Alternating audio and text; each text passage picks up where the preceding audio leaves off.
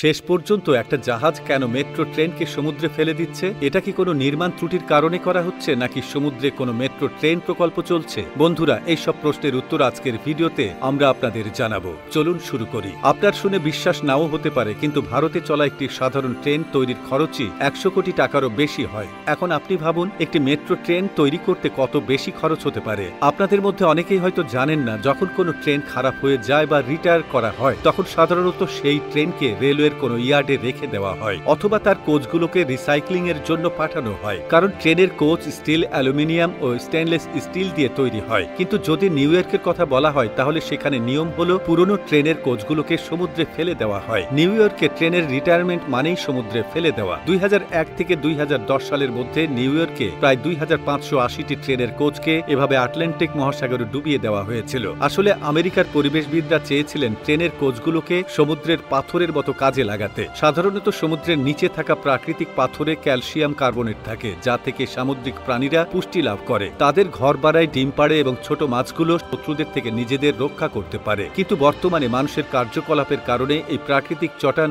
ধ্বংস হয়ে যাচ্ছে, যার ফলে অনেক সামুদ্রিক প্রাণী বিপন্ন হয়ে পড়েছে। কিছু প্রাণী তো প্রায় বিলুপ্তির পথে। এই কারণেই ট্রেনের কোচগুলোকে পানির নিচে ফেলে আর্থিকভাবে না হলেও পরিবেশগতভাবে উপকারী হিসেবে বিবেচনা করা হচ্ছে। তবে এই কোচগুলোকে ডুবানোর আগে সম্পূর্ণরূপে পরীক্ষা করা হয়। কোচের ভেতরের সমস্ত বৈদ্যুতিক তার, কাঁচের জানালা, তেল বা অন্যান্য ক্ষতিকর বস্তু সরিয়ে ফেলা হয়, যাতে মাছ ও অন্যান্য প্রাণীরা সহজেই প্রবেশ করতে পারে এবং কোনো ক্ষতি না হয়। বন্ধুরা, এটা সামুদ্রিক প্রাণীদের জন্য উপকারী হলেও আপনি বিশ্বাস করবেন না, আমেরিকার ফ্লোরিডা রাজ্যে এখন এমন এক অবস্থা তৈরি হয়েছে যেখানে শার্ক মাছ মাদকাসক্ত হয়ে পড়েছে এবং নেশাগ্রস্ত অবস্থায় মানুষের উপর আক্রমণ করছে। হ্যাঁ, শুনে অবাক লাগলেও এটাই সত্য। ফ্লোরিডায় মাদক পাচারকারীরা যখন পুলিশের হাতে ধরা পড়ে, তখন তারা সমুদ্রপথে আনা ড্রাগসগুলো সমুদ্রেই ফেলে দেয়। এতে কিছু সামুদ্রিক প্রাণী যেমন শার্ক এই ড্রাগস খেয়ে নেশায় আসক্ত হয়ে পড়েছে। পর্যবেক্ষণে দেখা গেছে ফ্লোরিডার কিছু শার্ক মাছ হঠাৎ করে উপকূলে এসে মানুষকে আক্রমণ করছে। তদন্তে দেখা যায় এসব শার্ক মাছ কোকেনের নেশায় আক্রান্ত।